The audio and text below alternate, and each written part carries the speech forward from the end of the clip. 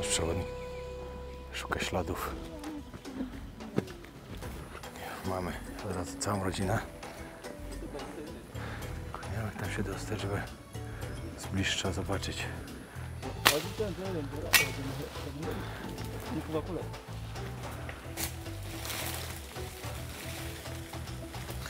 No powiem, że to jest naprawdę prawdziwa wyprawa do dżungli. Nie ma lekko. Cały czas się wywracam gdzieś. Brudny już jesteśmy cali. Ale to jest przygoda właśnie. Siemanko, siemanko. Pobudka 6:30 już jest teraz. Już zaczyna robić jasno. Szybkie śniadanie, kawa. Ruszamy do dżungli w poszukiwaniu goryli. No i dobra, ruszamy. Trasę. How far we have there? 30 minutes drive. 30 minutes, here. yes? 30 minutes, yes. Okay. First we're going to the gate of National Park. Yes, we reach on the gate of the national park. They give us a short briefing about the gorillas, also entertainments like the Panamoni. There is some community members who come to dance. So after dancing, you get a briefing and then you start walking into the park. Okay. Yes. O, to możecie zobaczyć. Widać, jak mgła dalej wisi nad górami. Mam nadzieję, że będziemy mieli jakieś fajne miejsce, gdzie będziemy mogli to zobaczyć. Tak jak wczoraj.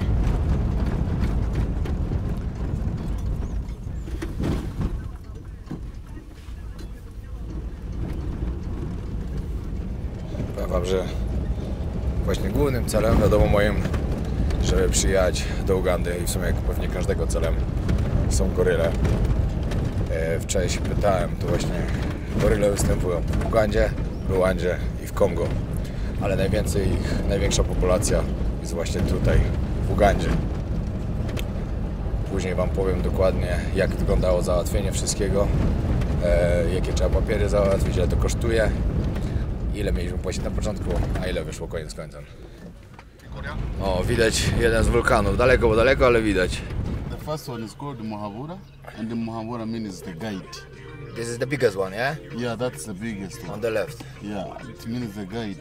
So many people would be coming from that end, coming for hunting, because it was the forest, going back to would be difficult. So the direction would be the volcano. So that's why it's called Muhabura. Okay. On the top of it, there is a crater lake, and it's shared by two countries, Uganda and Rwanda. But this one is the same what we see yesterday, yeah? Yes, that is the first one. Yes, We saw okay. it yesterday. It's shared by two countries, Uganda and Rwanda, and it's 4,360 meters above the sea level. The second one, it's called the Gahinga. Gahinga means the pile of stones. On the top of it, it's shared by two countries, Uganda and Rwanda as well, and it has a crater swamp on the top, a crater swamp. You can do gorilla tracking from there as well, from Ugandan side, and even Rwandan side, they do gorilla tracking there. And then you can also see golden monkeys. You can only in Uganda you can only find golden monkeys from Gahinga there, in Gahinga. And then the third one, it's called the Sabjinyo. Sabjinyo means old man's teeth. So when you are standing on a third peak, you are standing in 3 countries without a visa. You are standing in Uganda, Rwanda, and Congo. So it's around 3,600 meters above the sea level. Yeah, and the rest of other volcanoes are in the side of Congo. Okay. Yes, yeah.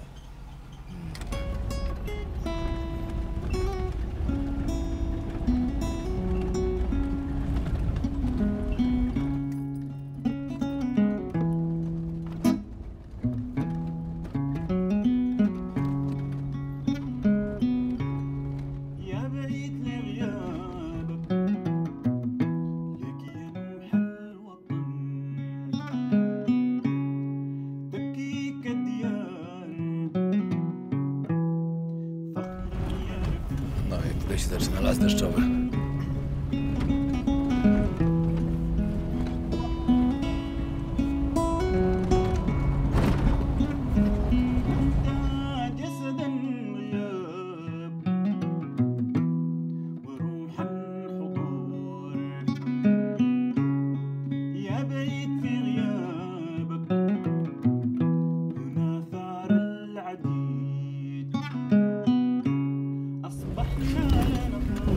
To już jest ostatnie budynki przed wjazdem do parku, tam przed nami brama.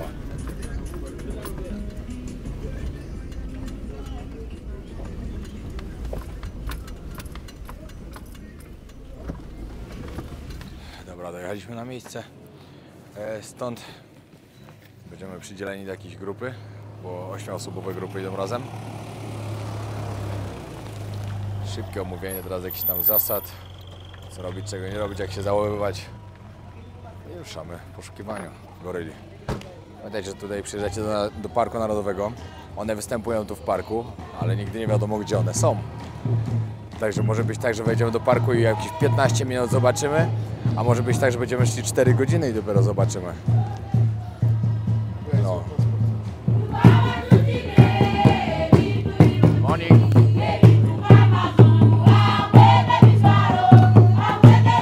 O, Shakira z przodu.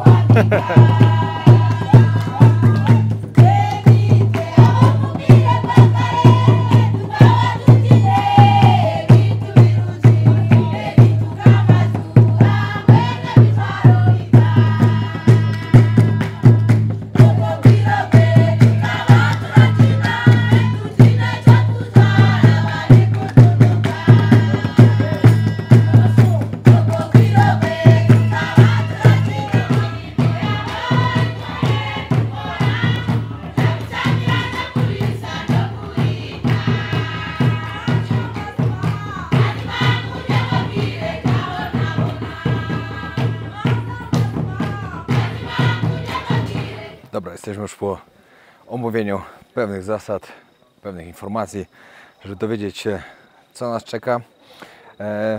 Pierwszą rzeczą, najważniejszą jest to... Prawie się wywaliło. Na świecie, tak jak mówiłem wcześniej, goryle występują w 3 miejscach: Uganda, Ruanda i Kongo.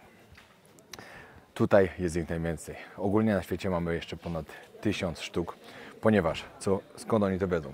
Co 5 lat te 3 kraje, rangersi z tych 3 krajów spotykają się razem i po prostu liczą, ile jest goryli. Małych, dużych, ilu jest przywódców, czyli się nazywają silverback. Powiedział nam też parę zasad, jak to wygląda, jak wyjdziemy do dżungli. Tak jak też mówiłem na początku, ale powtórzę to jeszcze raz, żebyście wiedzieli, tutaj nie ma umówionego spotkania z gorylami. Tutaj po prostu idziemy i będziemy szli, dopóki nie spotkamy jakiejś rodziny, jakiegoś stada raczej, stada goryli. W każdym stadzie jest jeden przywódca, nazywa się tak jak silverback, i jest jeden facet, reszta kobiety z dziećmi. Jeśli spotkają się dwóch facetów, dwóch właśnie takich przywódców, walczą ze sobą. Ten, który wygra, kobiety idą z nim. Tak to wygląda. Powiedzieli nam jeszcze rzecz dodatkowo, ten, który przegra, albo idzie w swoją stronę, albo po prostu dołączy do stada, ale on nie jest szefem. On nie jest przywódcą stada. Powiem wam tak, po prostu nie mogę się doczekać, już jak tam wyjdziemy, będziemy szli tą dżunglą i będziemy mogli wam to wszystko pokazać, jak to wygląda. Tam przede mną możecie zobaczyć rangersów. Z każdą grupą 8-osobową idzie 2 rangersów z bronią. Idą dla naszego bezpieczeństwa, ze względu na to, że niektóre goryle są przyzwyczajone do ludzi, a niektóre są po prostu dzikie. Dodatkowo są tu też dzikie słonie, także to też trzeba uważać. Oni po prostu dbają o nasze bezpieczeństwo.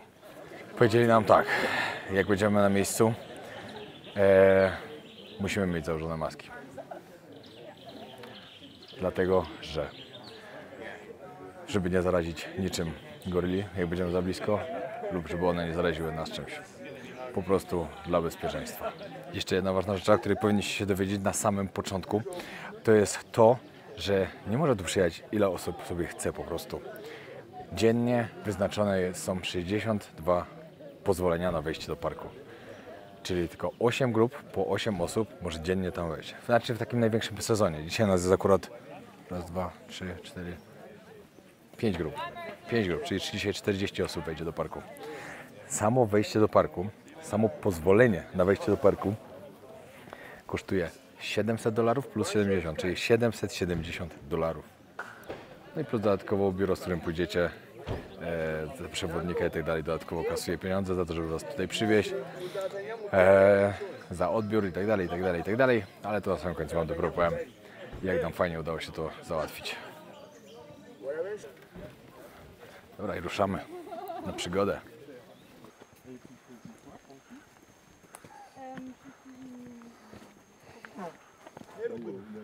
Nasz przewodnik szuka śladów.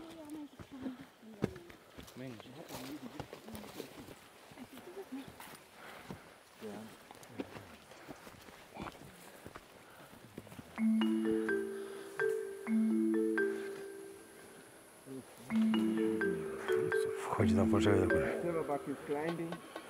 Powiem wam, że bardzo szybko to poszło. Mamy od razu całą rodzinę. Nie wiem, jak tam się dostać, żeby z bliższa zobaczyć.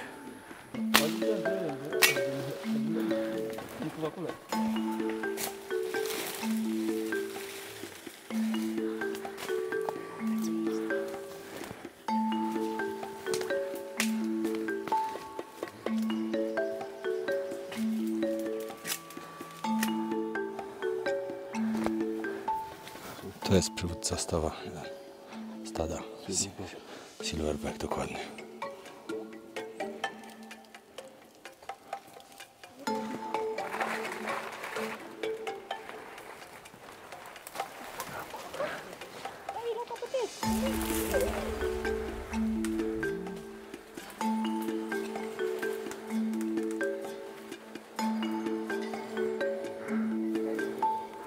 Zaraz padnie na bank.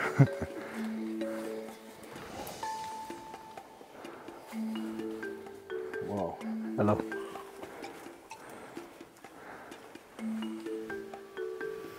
No i właśnie jeden spadł z drzewa.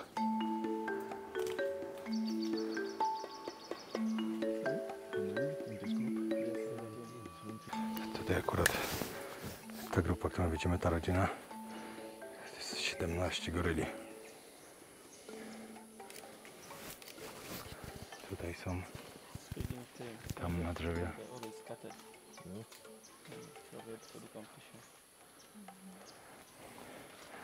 W różnych miejscach tu są.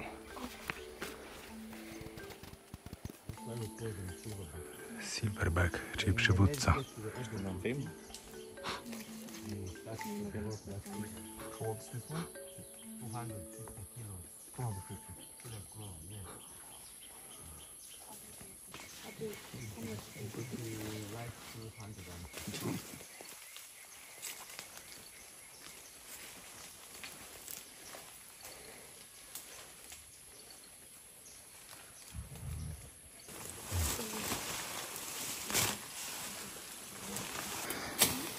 Dobra, goryle zeszły trochę niżej, także musimy teraz za nimi podążać na dół.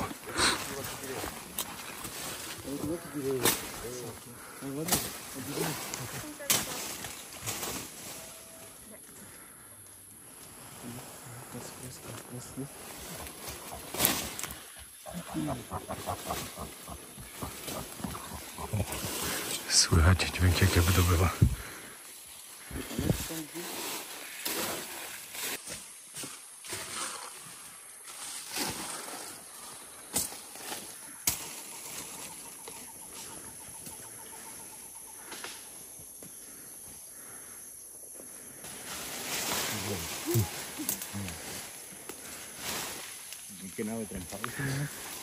No i też ucieka.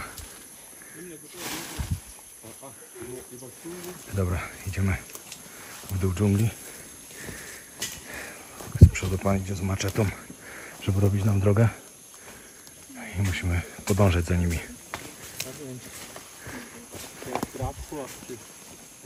Mega przygoda, serio.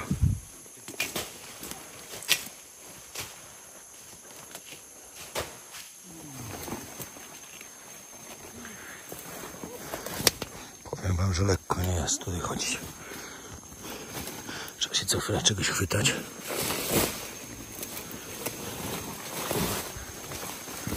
O, jest tu silverback. Ale niesamowite.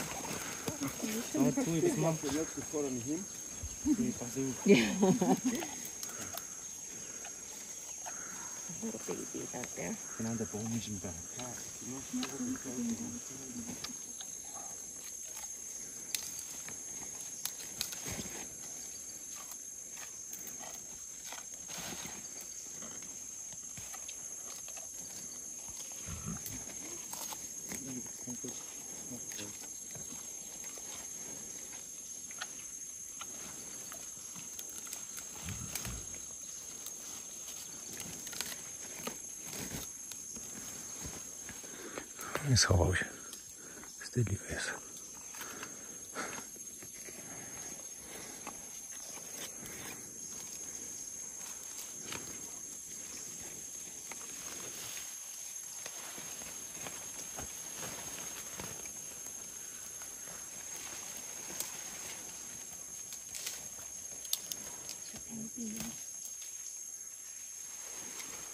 A tutaj matka z małym.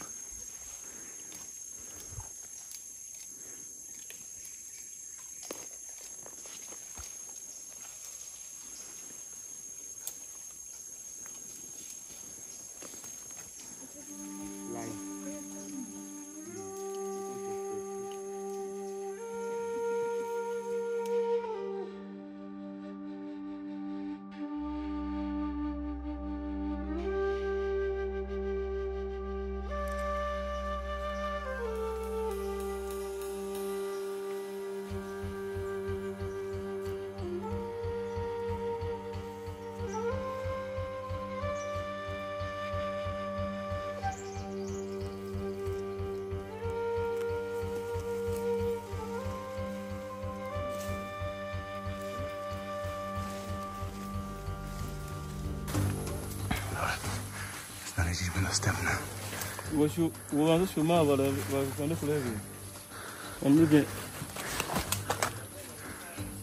O, tu na drzewach są.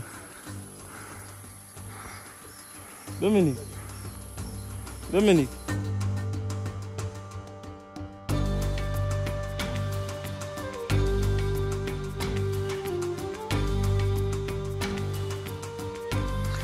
No powiem wam, że to jest naprawdę prawdziwa wyprawa do dżungli. Nie ma lekko. Cały czas się wywracam gdzieś. Brudny już jesteśmy cali. Ale to jest przygoda właśnie.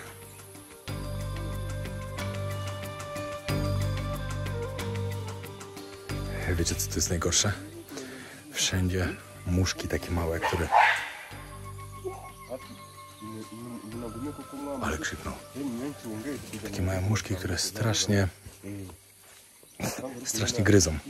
Mimo, że ich posmarowaliśmy, to i tak gryzą. I cały czas coś lata tu. Ale jest mega blisko.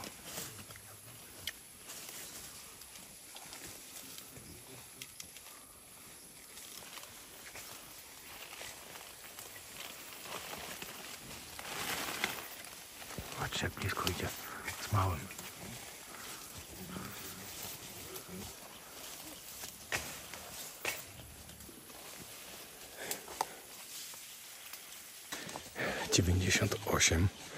,4% mamy takie same DNA, znaczy goryle mają takie same DNA jak człowiek.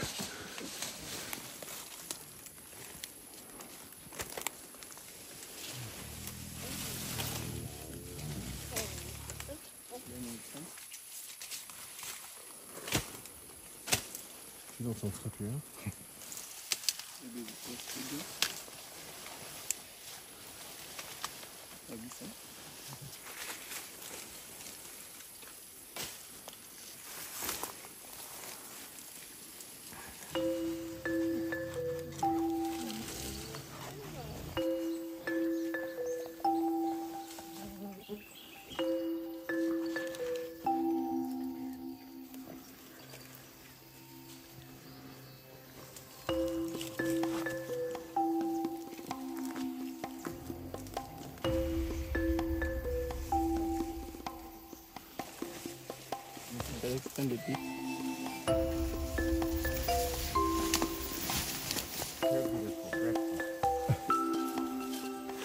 No właśnie się dowiedziałem, że goryle jedzą 3 razy dziennie i że muszą zjeść jakieś 10% własnej masy ciała. Także jeśli dorosły goryl, ten, który jest na przykład przywódcą, silverback, waży 250 kg, musi zjeść 25 kg w ciągu dnia. I całe noce przesypiają, w ciągu dnia też śpią. Ogólnie niezłe żyćko. Powiem wam tyle, to jest tak niesamowite doświadczenie oglądać goryle w ich naturalnym środowisku. Coś pięknego. Każde pieniądze są tego warte.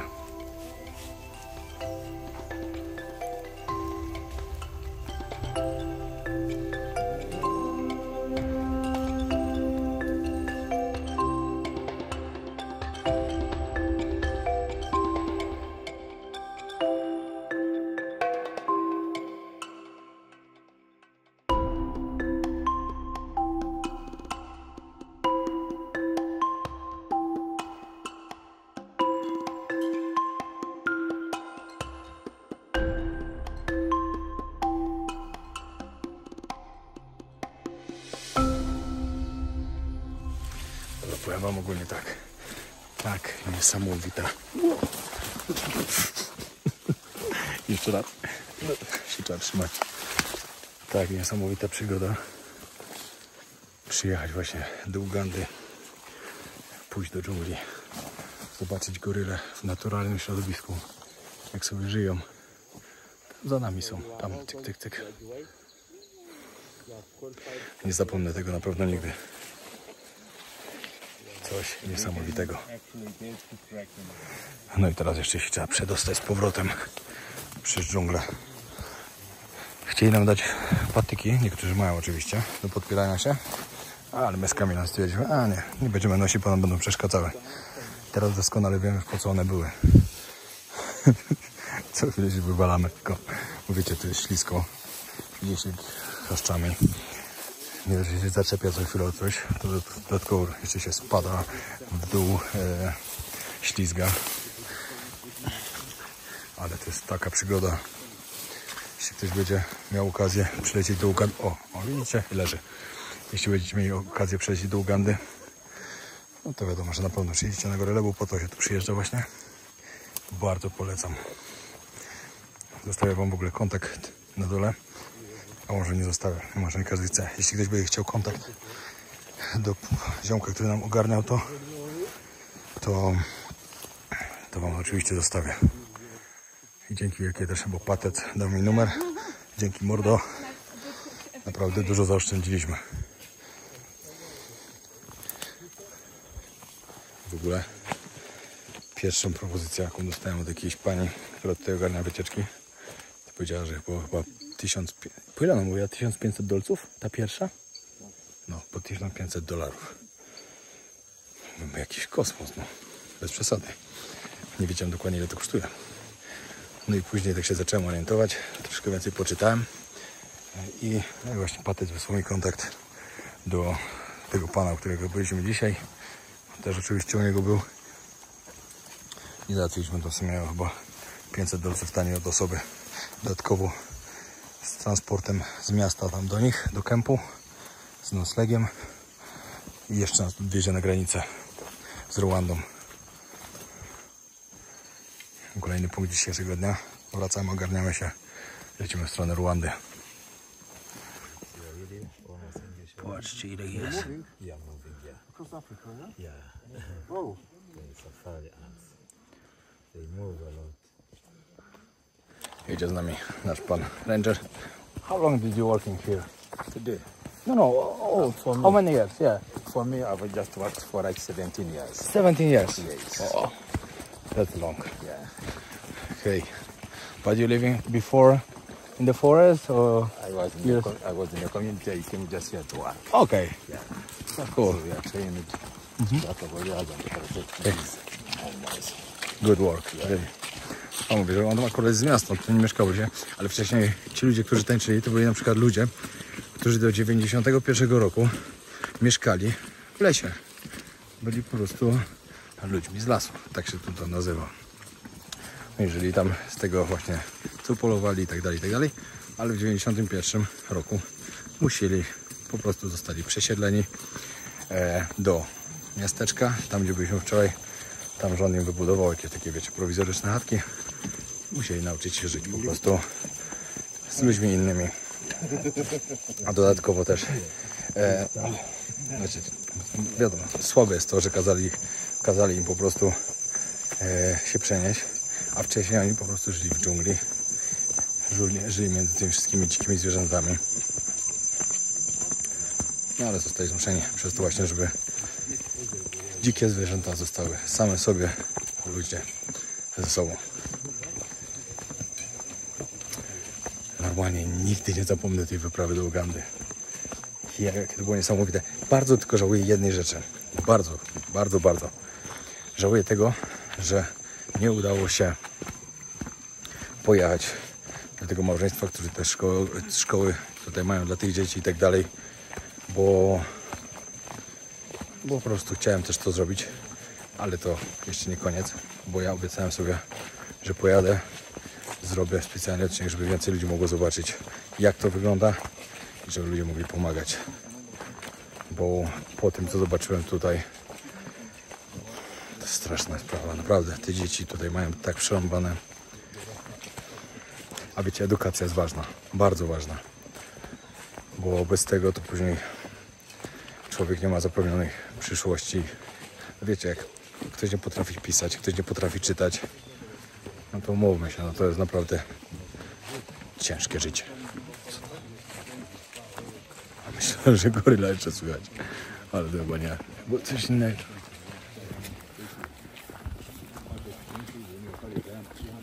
Najlepsze jest też to, że zanim tu przyjechaliśmy, mówimy z kamerą, no kurde, mamy nadzieję, że to nie będzie tak, że od razu spotkamy, tylko że jednak trochę wyprawy będzie przez tą dżunglę i tak dalej. A minęło praktycznie 10 minut. I na 10, może z 15. I od razu były. Ale to nic, bo później tak dość długo tam po tej dżungli pochodziliśmy, znaczy długo, w sumie godzinę, bo godzinę można z nimi spędzać. Macie godzinę i trzeba już później wyjść i zostawić je w spokoju. Krzywy jedzie z parku, można sobie kupić jeszcze goryle robione z drewna, ale ja już kupiłem wczoraj już na pamiątkę, dodatkowo jakiś magnesik i brelaczek do kluczyków do samochodu.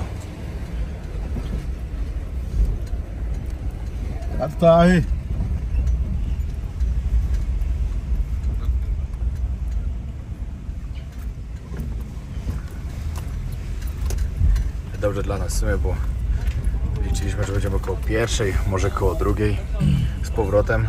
Do granicy stąd będziemy jeszcze jechać z godzinkę albo dwie. Od granicy mamy 3 godziny. Myśleliśmy, że przyjedziemy dopiero na wieczór, już ciemno będzie. No okazało się, że będziemy jeszcze w dzień. Także świetnie, dobrze wyszło.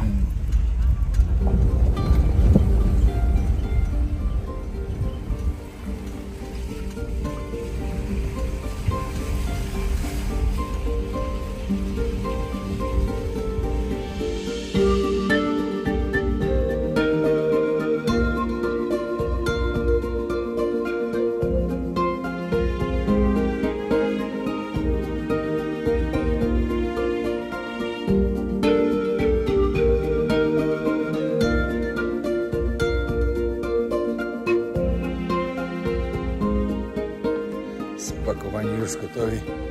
Ruszamy w naszą podróż. Ale się pogoda psuje, zaraz będzie znowu lało. Ale ważne, że jak byliśmy w dżungli, to było super, nie padało.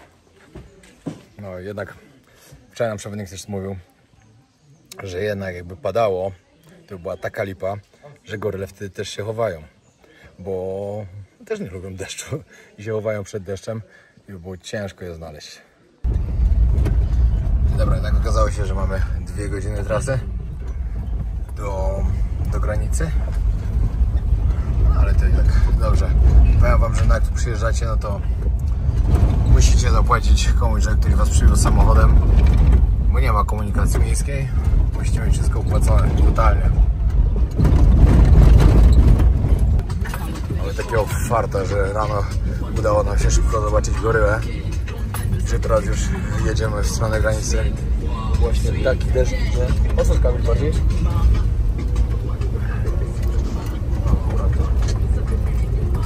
Dobra, akurat teraz... O, teraz...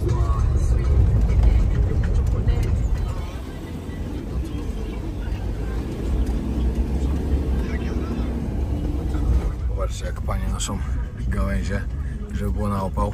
Wcześniej też widziałem, to nawet dzieci niosły. I wszystko na głowie.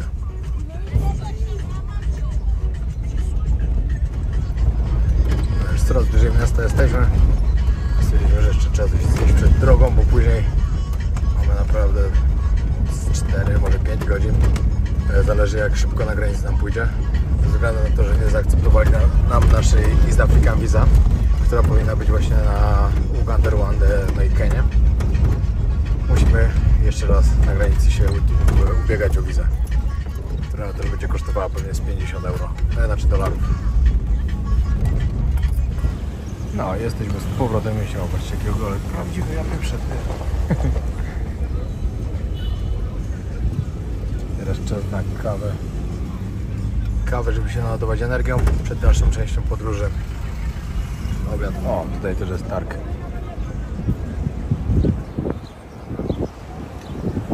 I te targi są ciekawe. Wczoraj, nie widzieliście wczorajszego odcinka, to serdecznie polecam. Tak, w ogóle serdecznie Was zapraszam na mojego Instagrama. Po drodze podłoga wojownika, podłoga YouTube. Tam dużo fajnych zdjęć, rolek i tak dalej. Zobaczycie właśnie z Afryki, nie tylko, oczywiście ze wszystkich moich podróży. Także serdecznie Was tam zapraszam, zostawcie obserwację. Ja będziecie mogli widzieć wszystko na bieżąco, co się dzieje. Patrzcie, to jest najgorsze, co było w naszej podróży, jak jechaliśmy busem. Raz, 2, 3, 4, 5 i 5. A siedzieliśmy właśnie na kole, na wysokości koła siedzieliśmy. To uwierzcie, że każde takie coś czuliście podwójnie. Po prostu była masakra. I to jest wszędzie. Totalnie wszędzie, gdzie mają zwalniać. Bo to porobili specjalnie dlatego, że kierowcy tych małych busów... O, i znowu. Kierowcy tych małych busów bardzo przesadzali z prędkością w Rwandzie. No i żeby im zrobić na złość, żeby wreszcie nie jeździli tak szybko, no to zrobili takie coś. Teraz jest spokój, ale jak się jedzie nocnym busem i próbujecie spać, to jest totalna masakra. No i kolejny cyk. U nas jedno, a tutaj od razu walą 4 albo 5 i każdy musi zwolnić. No i dobra, jesteśmy już przy granicy. Wiadomo, biznes kwitnie w najlepsze. Wszystko sprzedawane, co się tylko da. Musimy ogarnąć wizę. Patrzcie, jak elegancko próbują. Chcieliśmy specjalnie przewodnika, żeby nam wymienił, że nas nie przykręcili. Tak wyglądają pieniądze lokalne. Także goryl. Za to mają nam dać. Przekręciliby nas na 1 000 000 złotych. Dobra, żegnamy się. O, jest, good idea. No i teraz musimy iść, znaczy mi się wydaje, że nam źle mówi ziomek, że musimy iść po pieczątkę najpierw. Bo tu już wychodzimy, ale do starej wizy potrzebujemy pieczątkę jeszcze. A tam przed nami już Rwanda. No i okazało się, że jednak tam nam już biją od razu pieczątki. Wtedy Rwanda, a tutaj z drugiej strony musimy chodzić do Ugandy. Żegnamy się z Ugandą, która jest za nami. Było świetnie. Niesamowicie dobrze spędzony czas. Jeszcze tu wrócę. Na pewno. Fajnie. Zobaczymy, jakie nowe przygody czekają nas w Rwandzie. Na początku muszę gdzieś być pieczątkę, jednak tam na nie wbijali, także to musi być gdzieś tutaj. No i później złapać busa. To najważniejsze, żeby szybko się dostać do Kigali, czyli do stolicy, która podobno bardzo nas zaskoczy, bo jest podobno tak nowoczesna. Nie mogę sobie tego jakoś wyobrazić, a podobno tak jest. No i tak, sprawa wygląda. Bierzemy od razu multiple entrance, a ze względu na to, że za 2 dni wybieramy się do Burundi.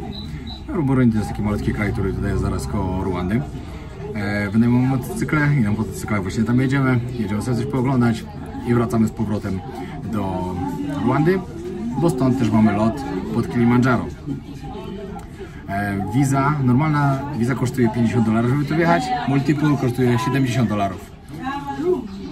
Obydwoje mieliśmy East African Visa, ale ja nie byłem wcześniej w Kenii. Także mi nie zaakceptowali, bo trzeba być najpierw w Kenii. A Kamil był w Kenii, ale mu nie wbili. Bo powiedzieli, że nie ma czasu, bo nie zdąży na drugi samolot. I też musiał kupować nowe wizy. Także nas troszkę te wizy kosztują. Tam po $100, które nie przeszły, plus Uganda po 50, Ruanda po 70 i do Burundi będzie po 40, bo to jest taka wiza tranzytowa, która jest na 3 dni. Także no, tak to jest. No wizy ogólnie w Afryce są drogie. Nie ma co gadać. Musimy najpierw dostać pieczątkę, że wychodzimy. I teraz tutaj podbić nową wizę. Mam nadzieję, że nie będą znowu wklejali na całą stronę, bo tyle stron mi tu odejmują w tej Afryce, że masakra. Wiecie, tutaj prawie co kraj, to oni całą stronę w paszporcie zajmują na swoją wizę. Wklejają taką dużą naklejkę. A dla mnie to jest bardzo niewygodne, bo mi zostało chyba już... Paszport mam od lutego. W sumie wyjechałem pierwszy raz z Tajlandii pod koniec marca, a zostało mi może w paszporcie z jakieś 10 stron. Także myślę, że w przyszłym roku kolejny paszport trzeba wyrabiać. Jest ktoś w stanie odczytać tą wizę? To jest nasza wiza. Dobrze, że jest chociaż czytelne multiple visa i data, bo to co tuszem, to nie widać nic. Ale to nieważne. Ważne, że wiza jest, wszystko załatwione i idziemy właśnie do Rwandy. Przechodzimy granicę, łapiemy busa i jedziemy do Kigali, stolicy. A jakbyście nie widzieli dawno goryli, to macie. Tak, trochę sztywne, ale też spoko. No i co? Idziemy. Przekraczamy granicę. Wszystko pozytywnie, fajnie załatwione. Tak lubię. Dużo osób mi mówiło, że kurde, tu między granicami źle się podróżuje, że za chwilę jakieś problemy wychodzą i tak dalej. Ja nie wiem, jak dla mnie to wszystko idzie jakoś tak mega sprawnie i tak łatwo, że aż dziwne. Dobra, my już w busie lokalnym. I co? Jedziemy do jakiegoś kolejnego miasteczka i tam musimy zmienić busa na innego, który zabierze nas do stolicy. Co mi się tu stało? Ale coś gryzło w nos.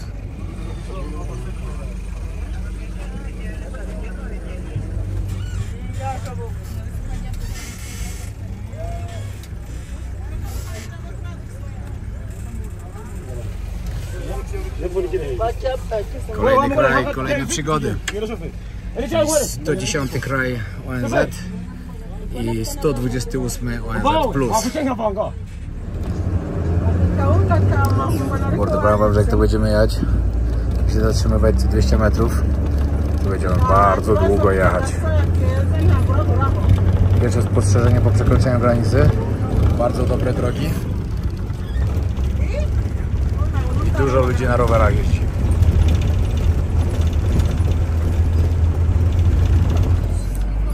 Wszyscy takie rowerki. Dzisiaj wszyscy robią bardzo dużo. Holenderskie. Chłopaki trenują. Dobra, dojechaliśmy do kolejnego dworca. Teraz musimy znaleźć... O! To idzie do Kigali. O, czekajcie, bo nam chyba wóz odjeżdża. This bus? This one going? Yeah, but you have to buy ticket first. Ah, Yeah, we go okay. to the office, then you buy ticket. Musimy iść kupić bilety. Come back and you get Okay, another one. okay. But another one, what time going? Right now. Okay. Ale się tu dzieje. Wszędzie dookoła coś. Popatrzcie, jakie ogłoszenia na dworcu w Ruandzie.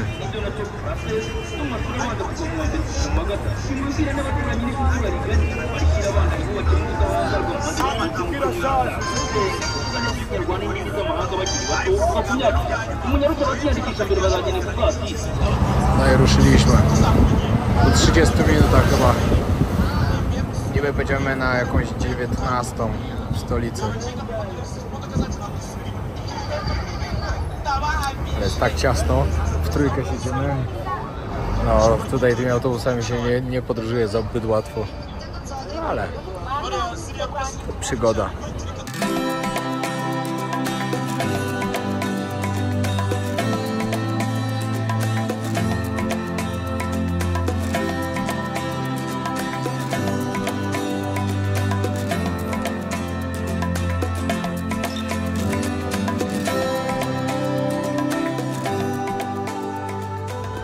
Tam mieliśmy już być, a stoimy w takim korku, że masakra, że do miasta wjechać.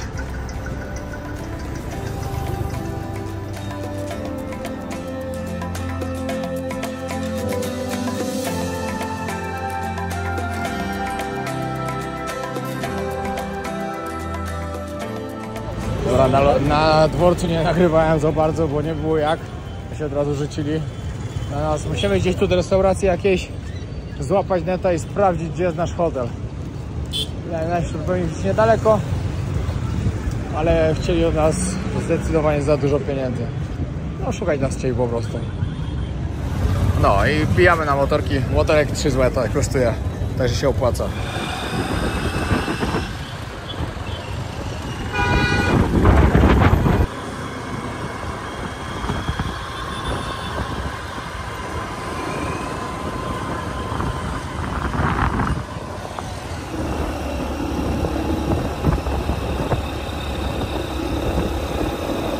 No i dobra, kończę ten odcinek. Mam nadzieję, że Wam się podobał.